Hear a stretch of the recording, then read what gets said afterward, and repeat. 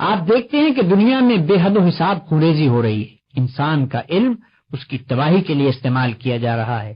انسان کی محنت کے پھل آگ کی نظر کیے جا رہے ہیں اور بیش قیمت جانیں مٹی کے ٹھیکروں سے بھی زیادہ بے دردی کے ساتھ ضائع کی جا رہی ہیں، صرف اس وجہ سے کہ آدم کی اولاد میں جو لوگ سب سے زیادہ شریر اور بدنفس تھے وہ دنیا کی قوموں کے رہنما اور اقتدار کی باغوں کے مالک ہیں. قوت ان کے ہاتھ میں ہے، اس لیے وہ دنیا کو جدھر چلا رہے ہیں اسی طرف دنیا چل رہی ہے. علم، دولت، محنت، جان، ہر چیز کا جو مصرف انہوں نے تجویز کیا ہے اسی میں ہر چیز صرف ہو رہی ہے.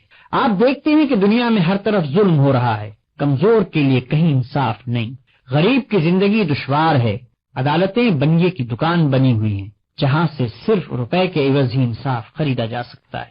لوگوں سے بے حساب ٹیکس وصول کیے جاتے ہیں اور افسروں کی شاہانہ تنخواہوں پر، بڑی بڑی عمارتوں پر، لڑائی کے گولہ بارود پر اور ایسی ہی دوسری فضول خرچیوں پر اڑا دیے جاتے ہیں.